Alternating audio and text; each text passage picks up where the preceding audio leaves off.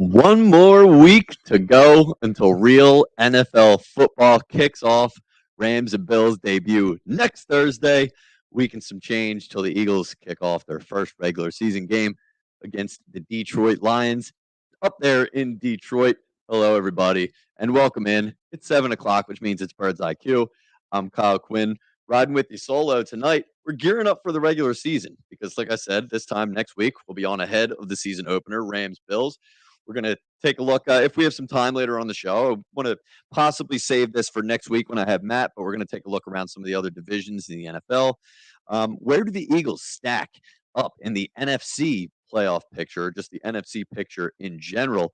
I also kind of got thinking a little bit, how does this roster stack up to the 2017 roster, the one that just so happened to win a Super Bowl? We all remember that very well. In addition to all that, we'll take a look back on some of the worst takes we'll ever hear. We'll do our dumbass of the day. Just happens to be Dallas. I'll tell you a little bit about that later. We'll also sort of compare what we have to what Dallas has, and we'll see if we're overlooking Dallas or not. Spoiler, I don't think we are. And I'm going to try and test some of your skills with a trivia question. So, lots happened since the last time we were on. We were on 2 weeks ago. So, in case you haven't been keeping up, I'll get you started with some injury news. So, first, a little bit around the division. Chase Young, stud number 1 overall pick, was a stud at one point. Defensive end will not be ready for Washington. Not the season opener. I don't believe even the first 6 weeks of the season. Definitely not for when Washington has to play the Eagles in week 3. That's a big, big loss for the Washington Commanders. Down in Dallas, probably the biggest loss around the division, maybe the biggest loss in football so far this season. Tyron Smith going down. How big of a loss is that? It's colossal. That's Dak Prescott's blind side. They really don't have anybody that's worth a damn behind him. That Dallas is not a team known for their offensive line depth. And in fact, pretty much once you go past Tyron Smith and Zach Martin, the offensive line is just pretty much bad in general. So that's just a huge, huge loss for Dallas. Tyron Smith, they are not going to be able to replace him. I was going to toss this idea around when I got in today, but on my way in, some news broke that I suppose I should break for you right now. If you haven't been keeping up, Andre Dillard now has a fractured forearm, and it looks like he's going to miss a sizable chunk of the regular season. As reported by Mike Garafolo, the Eagles expect him to be here and be ready for the majority of the season, but that could mean, one game over half of the season. That's a majority. So I was going to say maybe we could possibly trade Andre Dillard to Dallas. We could have discussed that, whether or not you'd want to help out your division rival, and whether you wouldn't want to do that. Screw Dallas, and you want to see them, lose as many games as possible. But that looks like that's probably not going to be happening. There is somebody else that's taking a visit down to Dallas, which I'm going to get to just a little bit later on in the show. Jason Kelsey for our Birds, back at practice. No more fears here, okay? Although I do think if Cam Jurgens did have to step in, I would have been pretty confident in him having to fill in. One, he's learning from Jason Kelsey, who's maybe one of the best offensive linemen that we've ever had here. I would absolutely consider him the best center in football. Really smart player. He's sort of like the quarterback of the offensive line, so he's the perfect guy to help bring Cam Jurgens along, who, from what we hear, had all the similar traits that Jason Kelsey had coming out of college. The fact that he's, sort of an undersized guy, which can be a good or a bad thing at times. Speedy, gets out to the second level, and again, just a really smart player. So the fact that he's got Jason Kelsey sort of guiding him along, and he's got Jeff Stoutland guiding him along, I think is going to be a really good thing for Cam Jurgens. And that's not to say Jurgens isn't going to see any time this year. Who knows? God forbid anything worse happens to Jason Kelsey. I do think we're going to end up seeing Jason Kelsey all 17 games of the season. He's our Iron Man, but injuries do happen along the offensive line, and I do think Cam Jurgens would be able to step in at offensive guard on either the left or the right side if need be. Part of the reason why they drafted him was because he's a really versatile guy. So Jason Kelsey back at practice, no fear. He's going to start week 1. Miles Sanders also back at practice today, which was a bit of a change. He'd been out dealing with a hamstring injury since before the first preseason game, I think, right? I'm not even sure if he played in the first preseason game. I don't believe he did. I'm not going to lie. I'm still worried about Miles Sanders. I understand he's back now, and they're saying that they're prepared for him to be able to start week 1. But, I mean, from what we know about Miles Sanders, what we've seen from him ever since he's gotten here, he's not a guy we can count on to play all 17 games. So I thought it was absolutely imperative that the Eagles went out and got another running back. I know a lot of people like Gainwell, and I like Gainwell too. He's not ready to head a load if Miles Sanders were to go down. Boston Scott's not quite ready to be won't ever be ready to be a bell cow either. He's more of a goal line scat back type of guy. So you would need another body in there to sort of bear some of the brunt of the load if Miles does go down. They just happened to do that. They brought in Trey Sermon, who was a third-round pick last season of the 49ers. I think he's he's over he's 6-something, over 6 feet, 220 pounds. He's a big boy, big bruising back, which is sort of what we had in Jordan Howard last season. Great compliment to Miles Sanders, Gainwell, pretty much exactly what this team needs.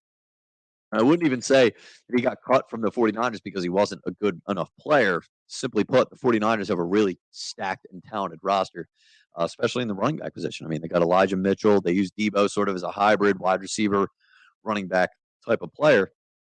So Trey Sermon just was sort of the odd man out when it came to San Francisco's running back rotation. Now, I'm all for seeing what you can get out of him. A big bruising back, put him behind our offensive line, and he's going to be a guy you can put in late in games, just physically wear you down. And hopefully he is a guy that you can put in, sprinkle him in because you do have Miles Sanders as a healthy option. Now, I wanted to bring this up with Miles Sanders real quick because I was thinking about it, this whole time that I've been worried about Miles Sanders being ready for the season, and I've been adamant in my position that I would not give Miles Sanders the contract that he's looking for at the end of this year, and I stick by that. Nothing that's happened since then and now has changed my opinion on that. But really what I was thinking of about Miles Sanders is, have we overrated Miles Sanders to the point where we just hammered him to where it's gotten to the point where now he's underrated almost, I want to say, because I feel like people crush Miles Sanders, and rightfully so, because he's not available. That I totally understand.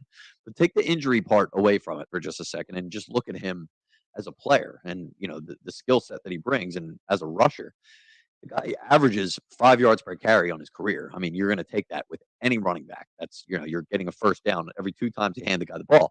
He's a home run hitter, right? He's not your consistent. He's not going to get that 5 yards every single time he touches the ball. Sometimes he's getting tackled behind the line. Sometimes he's running for an 80-yard touchdown.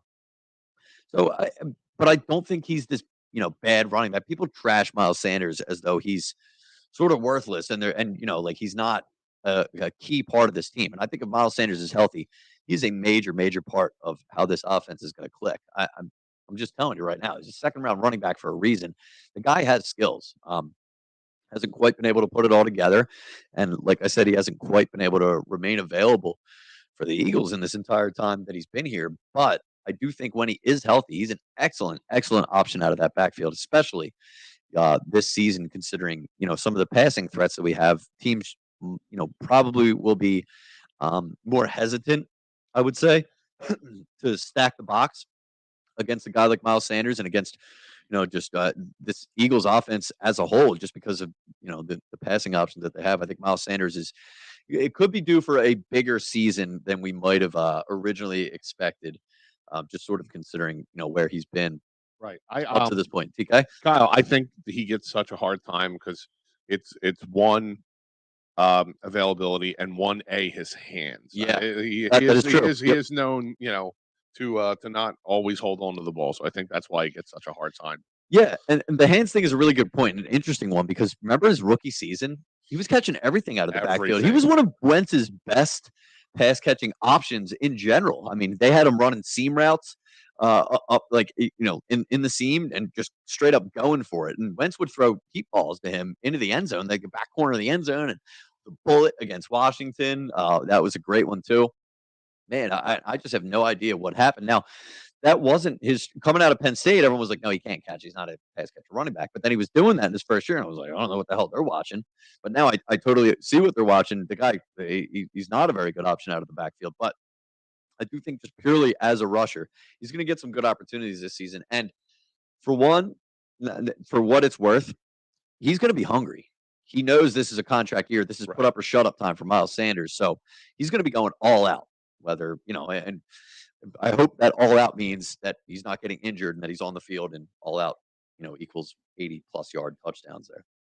So there's that. Miles Sanders, over or underrated? You can drop that down in the comments below what you think. That's Tom Kelly, by the way, producing the program today, chiming in, doing all the ones and twos. A few other housekeeping items I wanted to bring up here, because this is the big and fun news. Howie Roseman, you know me, they put it up on the description here. Howie Roseman's biggest fan. I am Howie Roseman's biggest fan. I will wear that as a badge of honor because I love Howie Roseman, and he was wheeling and dealing as he does. Okay, all has been righted in the NFL draft world as the Vikings finally get their guy. The Vikings get their guy. The Jalen Reagor era comes to an end in Philadelphia. I'll say this about Jalen Reagor, okay? It was a horrendous pick. There was zero reason that Howie Roseman should have picked Jalen Reagor, especially with Justin Jefferson right there for the taking. Seemed like the no-brainer pick to everybody but Howie Roseman and myself. Howie Roseman's biggest fan, but I was blinded by the Jalen Reagor love too. And this is before we even picked him. You can go on my Twitter that day. I remember sitting there that night on draft night. I said, draft Jalen Reagor tonight for me. They did. It was a mistake. Reagor sucked. He spent 3 years here, I believe, and was just terrible for every single one of them. Never quite got any better. Howie ended up getting a 5th and a 7th round pick. Now, I get everyone's very hesitant to put praise at the feet of Howie Roseman, especially for this trade, and I get it because it's him fixing a mistake that he made. He put himself in position to have to get rid of Jalen Reagor, a first-round pick, just 3 years after drafting him for a bag of beans, basically, a 5 and a 7. That's nothing. But it could have been worse, right? All this time when I bring up Howie Roseman and why I think he's good, it's because I'm comparing him to other general managers around the NFL and what other teams are doing and other teams' failures. It truly does, in a relative sense, make Howie Roseman look like a fantastic general manager. I'll take you over to the Raiders yesterday, TK. Don't laugh at me. I'm not. You can laugh at me. You know what I'm envisioning? Like Batman, Matty B sitting in his den and somebody shining a light. I hope he's shining a light through his window and Howie Roseman getting praise. I already took care of Matty B yesterday. He had me on his show. We talked some Eagles in the NFL. You'll be able to hear that as soon as that comes out. But I took Matty B to school yesterday. So I hope Matty B's sitting here listening and he's taking notes, learning a thing or two, because I'm just spitting the truth here. The Las Vegas Raiders, not the Oakland Raiders anymore. I almost called them the Oakland Raiders. Last year, drafted Alex Leatherwood in the first round, offensive tackle. Horrendous pick. Probably just as bad of a pick as Jalen Reagor, if not worse. They cut him this season. Regime change, I get it. It's not John Gruden's pick anymore. But very, very rarely, even in a regime change, do you see teams move off of a guy that they just drafted in the first round. Right. I say this to say the Raiders cut Alex Leatherwood. They cut him outright, released their first round pick 1 season after drafting him. I mean, don't you think if they were able to get something out of him, then they would have? Right. A first round pick, a former first round pick last season. You don't think an offensive lineman needy team would be like, hey, that guy was just a first round pick a year ago. I'm going to take a flyer on that guy. Well, no, they couldn't find a trade partner because their general manager doesn't know how to deal with people. And their general manager doesn't know how to find good value in their players. So not only did he F up the draft pick, which Howie Roseman also did, and I'll readily admit, but he wasn't able to address and fix the mistake, which Howie Roseman's able to do. Every general manager is going to make mistakes. It's a matter of whether you can address them and turn them into something that you can move forward with. The Eagles, with this trade, ended up recouping a 5th round pick that they ended up sending away to the Saints in order to get back defensive back CJ Garner Johnson. Now, he was in a contract dispute with the Saints. Was exchanged for basically pennies. Clearly, there's some sort of deal on behind the scenes or whatever between him and the Eagles and Howie that he's cool with either playing out this season with still in this contract dispute. I guess it'd be no longer a dispute at that point, or maybe they're just going to lock him up and they're going to pay him. Now the possibilities here, and this is what makes this trade a great trade again. This guy, CJ Garner Johnson, CJJG or CJ Deuce. I don't know. He's got like 10 different nicknames. Call him Chauncey if you want, whatever you want to call him. He's a pretty damn good player. Defensive back for the Saints. Played a lot of slot corner, sort of like your Malcolm Jenkins type guy, what he was doing in the Saints, what we had him doing. Eagles, real versatile player. 24. But like I said, he was in a contract dispute. The Saints couldn't pay him. This isn't the Saints wanting to move off of a guy because, they think they have somebody better. They simply could not afford to keep on CJ Gardner Johnson for the next season, especially with the number that he was looking at. So we were able to trade a 5th and a 6th. Now, the 6th that we got back from the Ugo Amadi trade, who was also in the JJ Arthega-Whiteside trade. So basically a nothing. That's no pick right there. And then you get the 5th back in the Jalen Reagor trade, which may end up actually even becoming a 4th-round pick.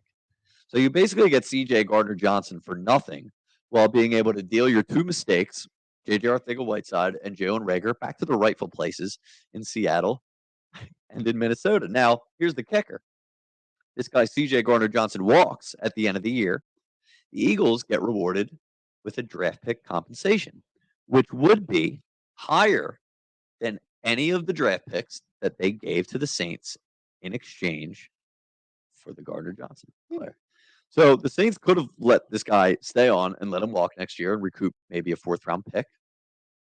But instead, they traded him to our guy, Howie, and the Eagles. And we got him for basically pennies on the dollar. So thank you, Saints. Mickey Loomis just sort of, throwing us a bone yet again. We do own their draft pick. So in not only actively making their team worse, we may be able to reap the benefits of that. So thank you, Howie Roseman. Everyone can say it with me. Thank you, Howie Roseman. Matty B is alive out there. Yeah, I know he's alive. He's sweating bullets over there. I can just tell.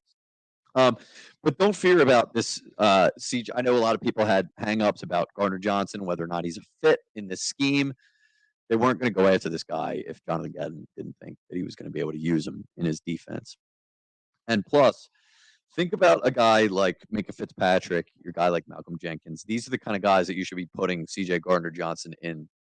That sort of tier, not in terms of their ability, because the 2 guys I just named are, Malcolm Jenkins, all-time great Eagle, Minka Fitzpatrick, absolutely one of the best safeties in the league right now. Garner Johnson could be that guy.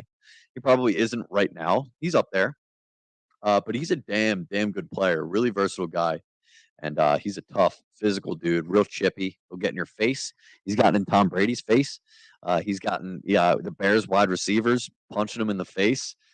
This guy gets in your head, man. So he's a real chippy dude.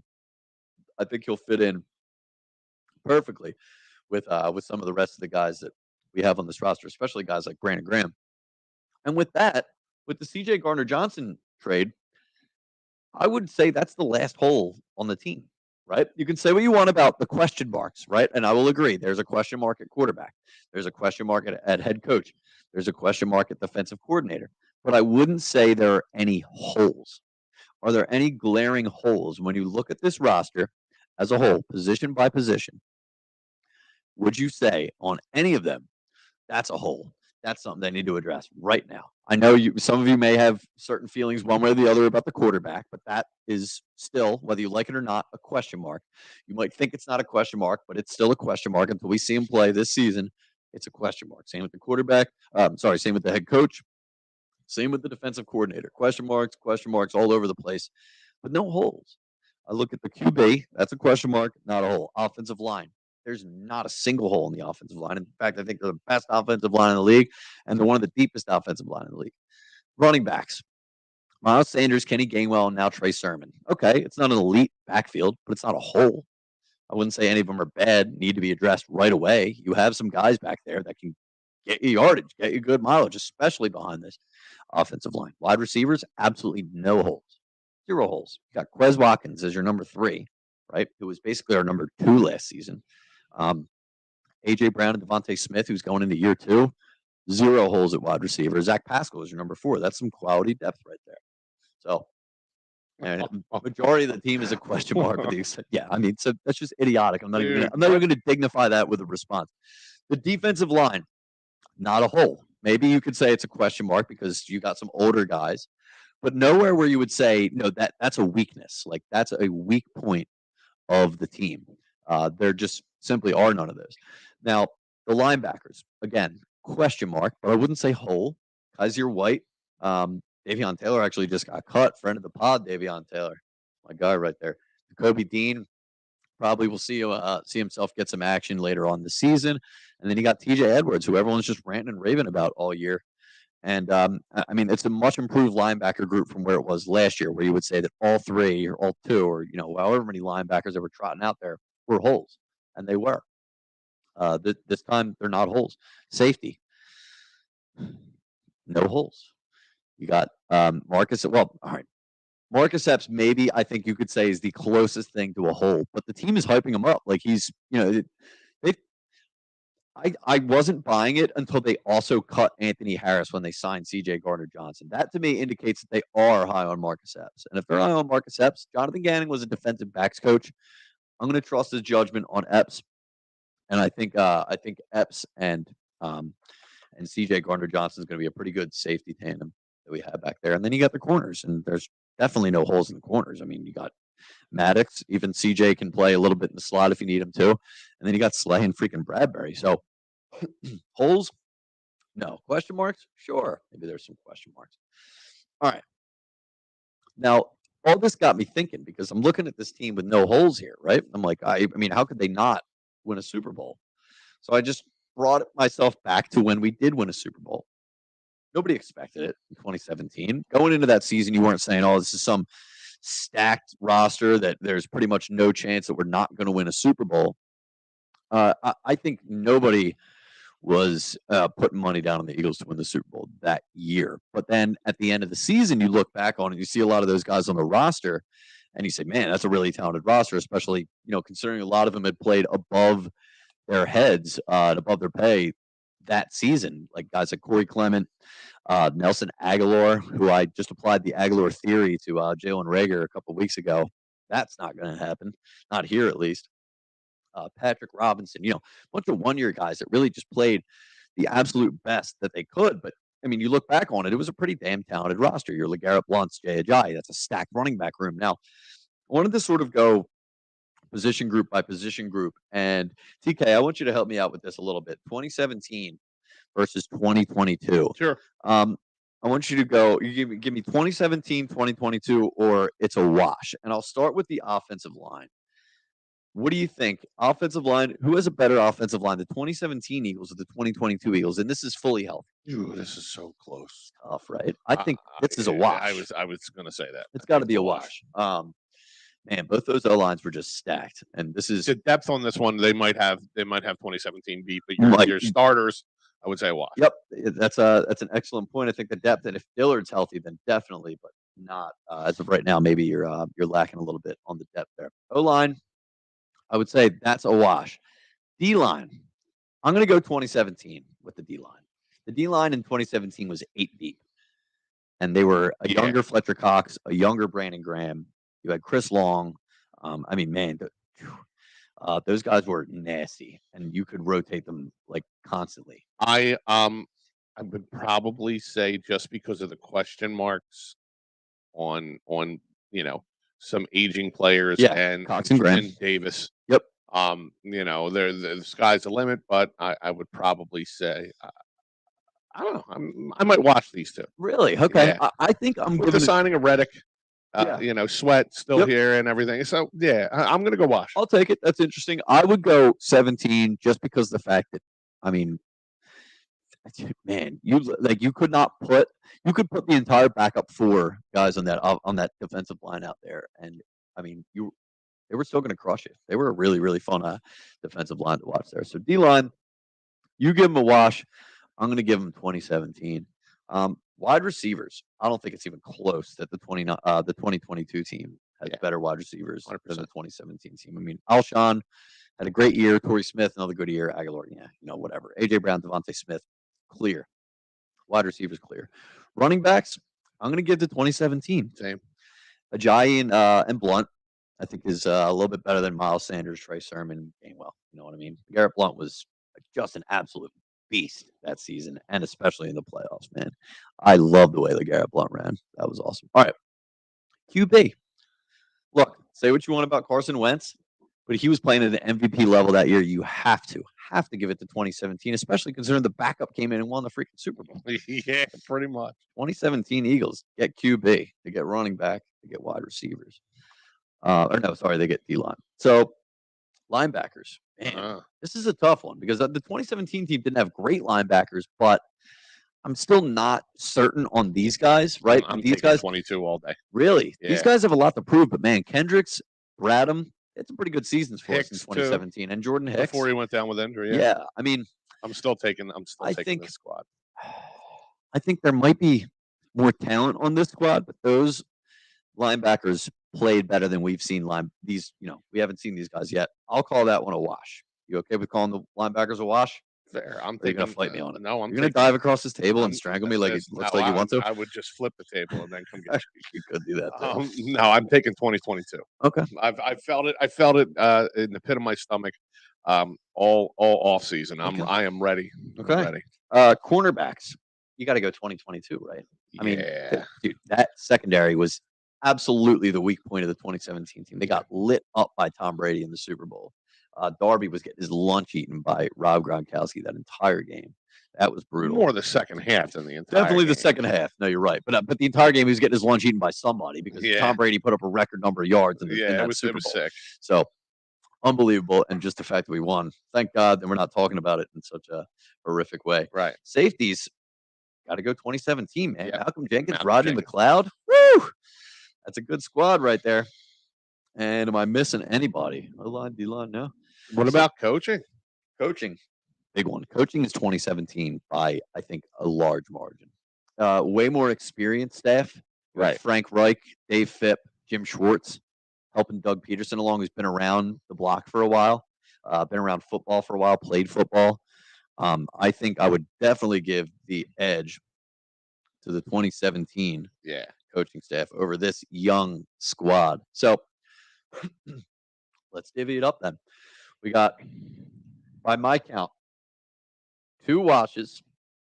1, 2, 3, 5 groups that 2017 wins outright. 2 groups that 2022 wins outright. So, look, I mean, it's hard to compete with a Super Bowl winning. Well, it is, and especially because we haven't seen this group play with each other yet. But just I wanted to kind of go through that, do that little exercise because I did find it interesting, the comparisons just between the 2 rosters. And, a lot of the excitement for this season, this roster is the best roster, we've all ever seen. Is it? That's what I wanted to know. I mean, you could, player by player, it might be a little bit different when you break it down that way, but by position, I think I would go 2017. Now, here's the thing. If you want to count TK's linebackers as 2022, I think it's more wishful thinking for me. Yeah. So then you're a little bit closer, and the teams are a little bit more comparable. So now on February 20th on a Birds IQ show, if you're talking about the 2022-23 Super Bowl winning team, go back and do the same comparison, it would be a lot more interesting. It would be a lot more interesting, yeah, because we'd have a lot more to go off of for sure. Mm-hmm. So I just think that's a fun exercise, and you know what? It will be a good thing to go back on at the end of the year, especially. I mean, if the Eagles are brutal, say we suck, and then let's come back and we'll cut this one up. That'll be we'll have a fun time doing that. So, sort of a similar exercise here, but I want to turn the focus to an enemy, and that would be the Dallas Cowboys. Now, hang in there because we're gonna have some fun segments coming up in a little bit. I'll unveil some trivia for you in a little bit. I actually want to give you some dates to look forward to. The season's coming up. I'm not gonna go game by game on the schedule yet, but I saw somebody, and I'm gonna give them credit. They sort of broke it all down on Twitter, all of the fun dates that you should probably mark your calendars for when it comes to this Eagles season. And then we're gonna cut up some people for the worst takes, and then do the dumbass of the day, which is always pretty fun. So, real quick, we'll get to Dallas here. Are we overlooking the Dallas Cowboys, because usually we go into the season and no one's talking about the Eagles. Everyone's talking about the Dallas Cowboys. How about them Cowboys? Cowboys are going to win the Super Bowl. This is finally going to be a year they do it. I think none of that. I haven't heard any of that this season. And I don't know whether to be scared, happy. Right. I'm not buying this reverse psychology nonsense that all the Michael Irvin and all those guys are doing, where Eagles are going to be a dynasty. Yeah, I don't even say the D word. Not buying in. You just can't do it. So I want to sort of break it down, sort of like we did with the 2022 team, the 2017 team, but go to Dallas here. I think this might be a little bit of an easier exercise and maybe a little bit of a funner exercise, because I think it will prove what I think it will prove, and hopefully get people a little bit more excited for what's about to come here. So let's start off with the obvious one: quarterback. Dallas has the QB, right? Yeah. Dak Prescott's just a better quarterback than Jalen Hurts is at this point. Things could obviously change, but as of right now, I don't think anyone's taking anyone that knows what they're talking about is taking Hurts over Prescott, right. Here's a very interesting one: coaching. Dallas probably has the more experienced staff. Dan Quinn being the defensive coordinator, I think he's a good defensive coordinator, but Mike McCarthy's a bozo. But that's going to depend on what you think about Nick Sirianni, Jonathan Gannon, who, I just called Mike McCarthy a bozo. Jonathan Gannon hasn't necessarily proved that he's not a bozo. So bozo-esque. So, yeah, sure. Bozo-esque. That's a good way to put it. Would you, DK, be okay with calling the coaching staff a wash? There's a lot of question marks with the Eagles, less so with the Cowboys, but we know that they're a bunch of boobs. Yes, because they both got bounced in the first round last year. I would say, experienced or not, I would say a wash. Okay. Running back group. It's a little interesting here because Zeke Elliott's on the downturn of his career now. If this was a few years ago, it probably would have been fairly obvious. Zeke Elliott, one of the best backs in the league. They got Tony Pollard now, though. They've had him for a few years, but he's sort of creeping up and breathing down Zeke Elliott's neck and might possibly get some touches there. I think I'm going to take the Cowboys running backs too, just because Miles Sanders can't trust them, and you're pretty much you're going a little bit thin down the rest of the way there. Wide receivers. This one you got to give to the Eagles. Dallas loses Amari Cooper, who, by the way, Dallas got a 6th for Amari Cooper. The Eagles got a 5th and a 7th for Jalen Reagor. So take that for what you will. But wide receivers, got to go Eagles, right? A.J. Brown, Devontae Smith. CeeDee Lamb's a great player, but they no longer have Amari Cooper. Michael Gallup's coming off the ACL. Wide receivers, you got to go to the Eagles. Offensive line. Dallas just lost Tyron Smith. Yep. And so their line's going to be what? Connor McGovern, Zach Martin, Tyler Biadasz or whatever. And they're just going to be they're going to be a pretty brutal O-line, and might be tough for to keep Dak upright this season. Got to give the Eagles O-line the nod there. Defensive line. I think I'm feeling the Eagles. Same. Okay, you got any objections to that there? I think the Eagles take this one too. No one on Dallas's defensive line really scares me. I like what the Eagles are going to be able to do this season in terms of their rotation and some of the youth that they've added on the line. They got Milton I can't believe Dave hasn't chimed in yet on the text board. Yeah, with any of our takes. Yeah, good call, because we are doing the Eagles and Dallas thing here. So O-line, D-line, Eagles. Wide receivers, Eagles. Linebackers. You know what? I think just because Dallas has Micah Parsons, you have to give this one to Dallas. Yep. So we're going to give linebackers to Dallas. Least important position on the defense, though, so they can have that. Cool. Safeties. I think I'm going to have to go Eagles here. Cowboys don't really have any threatening player at safety. Now we have CJ Garner Johnson, who I would probably take over any of Dallas's safeties at this point, right? Safety, you got to go Eagles. CJ GJ, baby. It's going to be tough to say. Might just have to call him Chauncey. There you go. Chauncey. I think I'm going Chauncey. All right. So safeties, Eagles, and then cornerbacks. Trayvon Diggs might be the most overrated cornerback that I've ever witnessed. He had 10, 11 picks last season, but he gave up a record number of yardage. He's going to fall. Interception numbers are going to regress back to the mean in a huge, huge way. Yardage is something that is pretty consistent usually. Giving up a certain amount of yards, you can usually that's that can follow a certain trend. Interceptions are just totally circumstantial, and that's going to regress way back down to the mean. Trayvon Diggs is really the only corner worth a damn, I think, for Dallas. And, I mean, we got Slay, Bradbury, Maddox, cornerbacks, Eagles, all the way. And I don't think I'm missing any other groups there. So, by tally, Dallas has 1, 2, 3, and a wash. So, 1 wash, 3 Dallas, 1, 2, 3, 4, 5 position groups for the Philadelphia Eagles that they take over the Dallas Cowboys. I think that should be good enough to win the division there. Agreed. I think. But we'll discuss that in a little more detail next week when we go through the game by game predictions, and maybe I'll see if I'll run through the division winners tonight if I have any time to do that. So let me just real quick. I want to give credit to. This is at Gordon's Word on Twitter, who this is an excellent post. I don't know if this is their observation or they're just sort of laid it all out. But I want you guys to get your pen and paper out. You got the Eagles printable schedule. Go ahead and print that. I'll give you 5 minutes. 5 minutes of dead air. Okay. I'm just kidding. So you guys can go print your Eagles printable schedules. Get your pens out. I'm going to mark down these fun dates to look forward to this season. Actually, I don't have the dates. I'll just give you the weeks. So. Okay, fair. Week 1, Detroit. Darius Slay against his former team. These are revenge games. You basically are seeing where I'm going with this. Darius Slay back to Detroit week 1. First, 4 or 5 weeks are going to be interesting. Very interesting. It gets better and better. Oh, yeah. Better and better. Now, Matt Patricia's no longer in Detroit, so probably takes a little bit of the sting off there for Darius Slay. I know he hated Matt Patricia, and he always wanted to beat them. But, I think he probably has a little bit of love for Detroit, but there's probably a little part of him that wants to go out and beat the Detroit Lions. Week 2, Minnesota Vikings at Philly. You know who's coming? You know who's coming back? Jalen Reagor, baby. Jalen Reagor's making his return to Philadelphia. You were so excited that draft. Oh, come on, man. Dude, you jumped out of your seat. Ran a 4.2 at his pro day. He was great. Great player. TCU. He had a bad QB at TCU. Come on. Jalen Reagor's going to be a beast.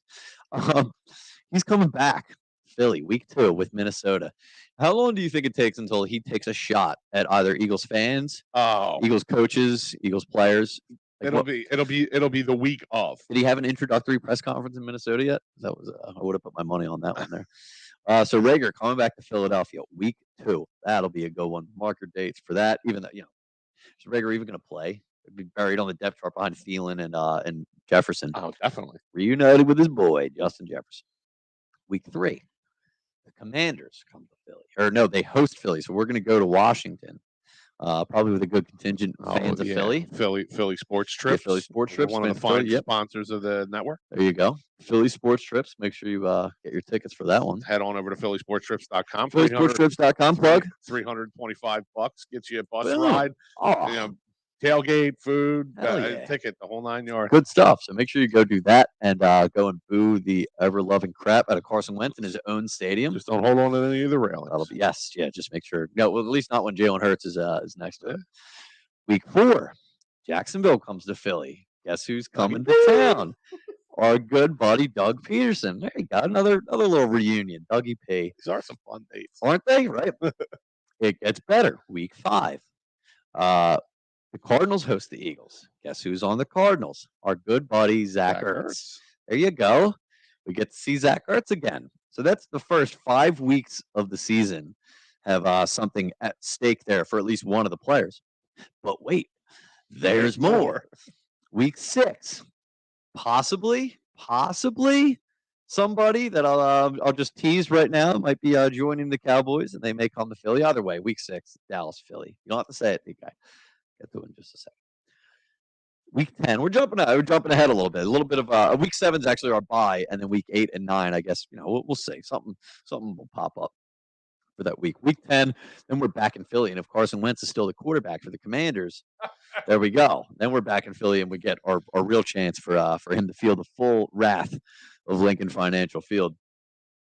Week 11, we host the Indianapolis Colts with our old buddy Frank Reich and our old buddy Nick Foles, who may or may not be starting by that point because Nick Foles is inevitable. And he will start wherever he ends up because that is Nick Foles. He's like Thanos. So, yeah, exactly. So, week 11, Eagles versus Frank Reich and Nick Foles. That'll be a great one. Oh, that one's actually, yeah, so that one's in Indy. So, I have to, Philly sports trips again. You want Indy? Yeah. How dare you, TK? Hosting the Titans in Philly week 13 is our buddy, A.J. Brown. There you go. A big revenge game for A.J. Brown. Week 14, we play the New York Giants. You know who we have that's a former Giant there, TK? One James Bradbury. Oh, right. Might have a thing or two to say about his former club, the New York Giants. So you're saying the storylines are popping season. Off. And then one last one in week 17. Our new guy, CJ Garner Johnson, gets to host the Saints in Philly.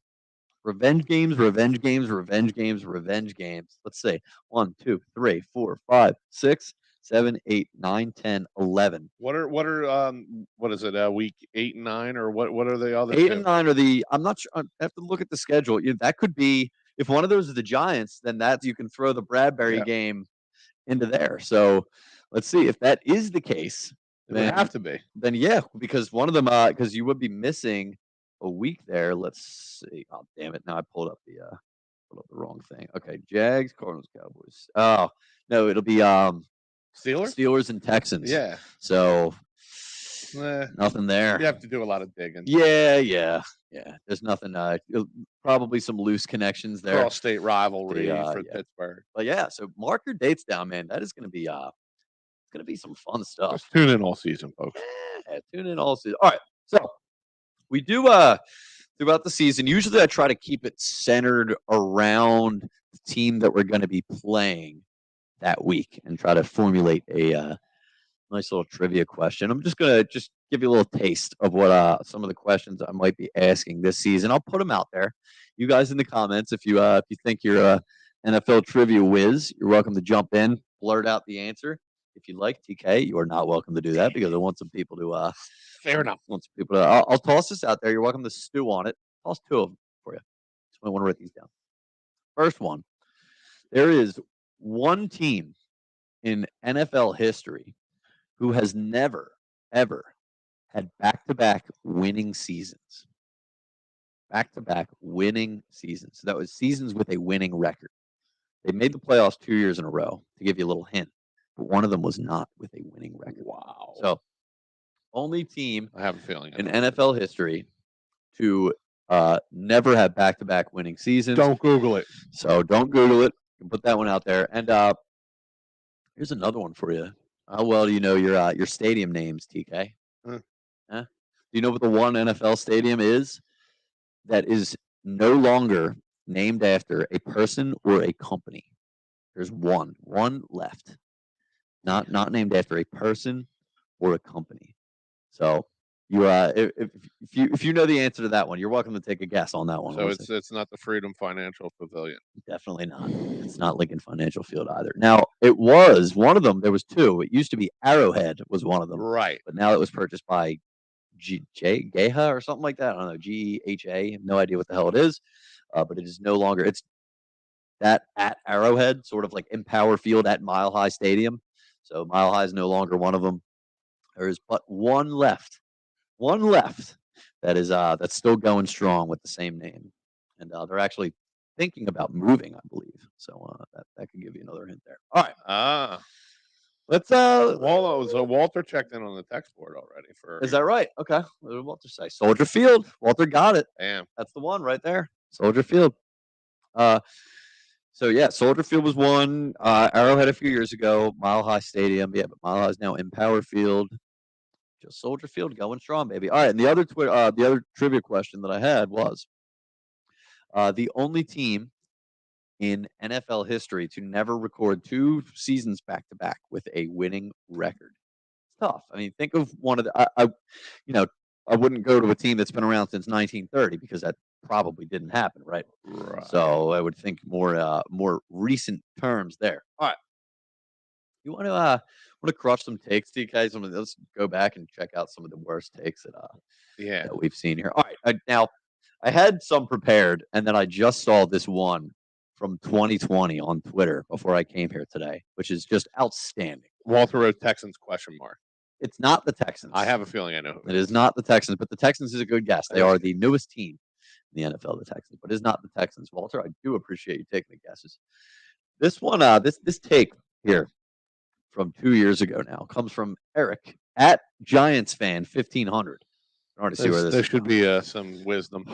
So he's responding to a tweet that says the Eagles' cap situation is hell. They have a bad QB with a terrible contract and also can't draft for the future. It's not looking too bright over there. Okay, at the time, 2020, you're like, yeah, I mean, that was probably true. Carson Wentz sucked. Yeah. You're in cap hell, all that. This guy, Giants fan 1500, says the Eagles won't be a threat to the Giants until at least 2024. Come on, man. That's just good stuff. That is just quality idiocy by that Giants fan right there. Oh my goodness. All right.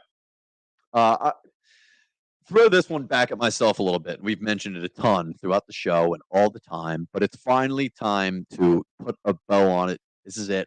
Can't bring it up anymore.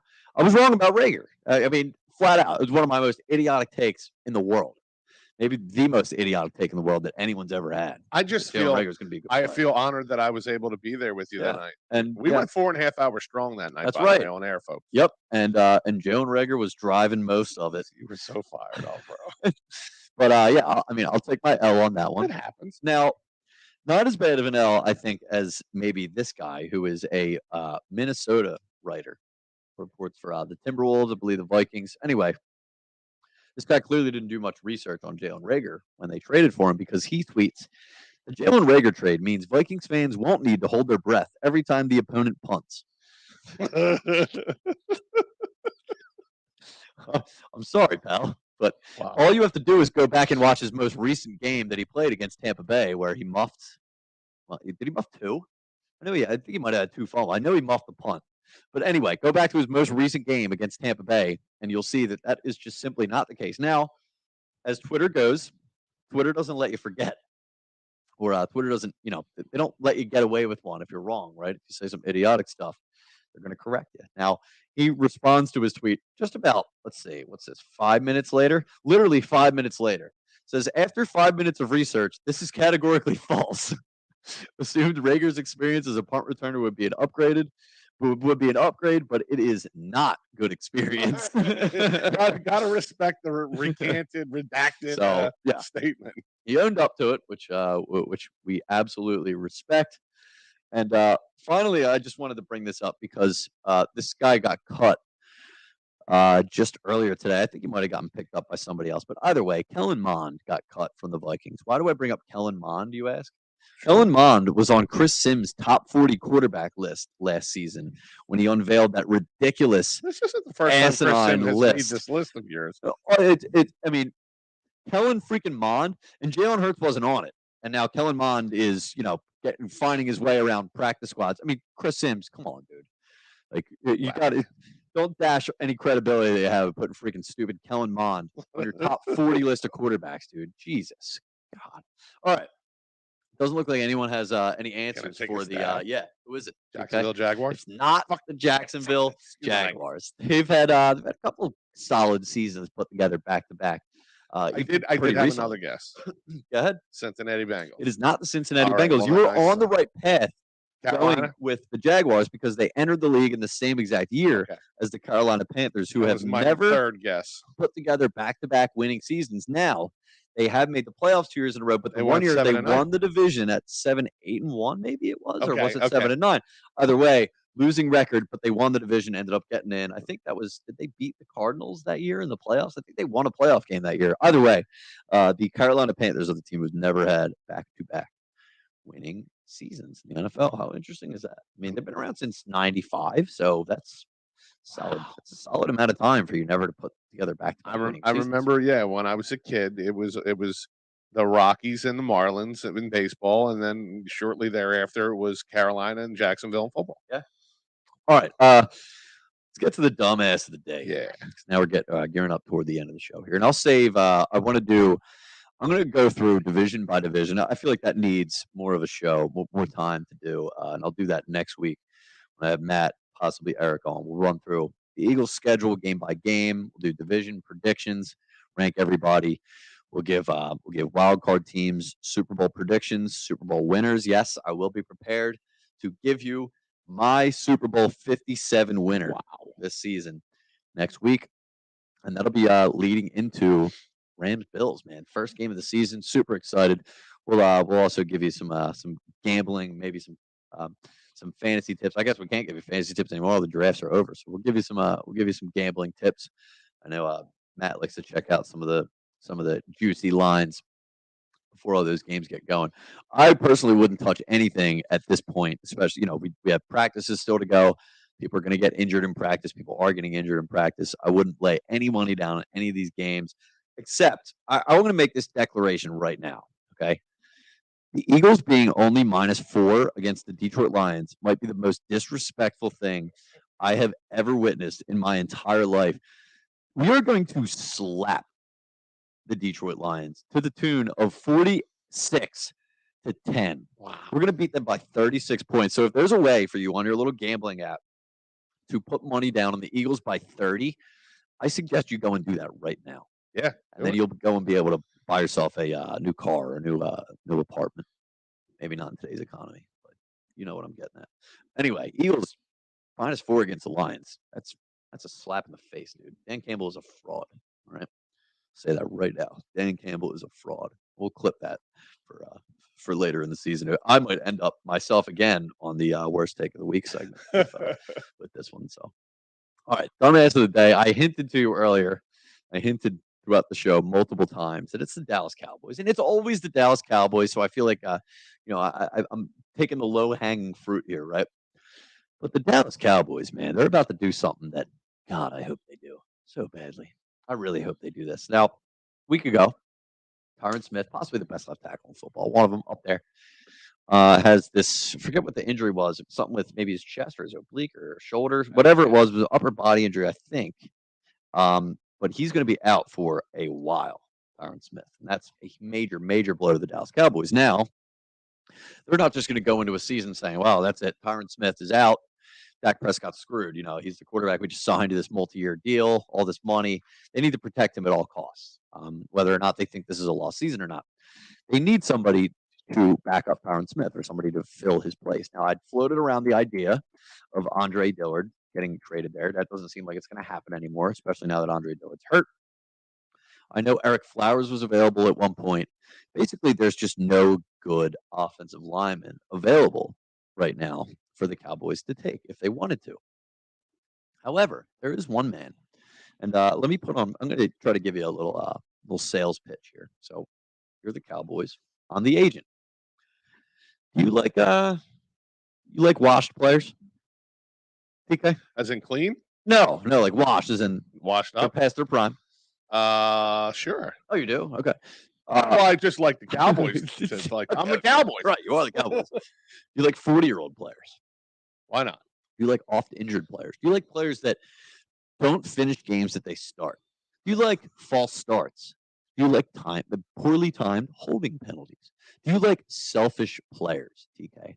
Do I have the guy for you? Jason Peters.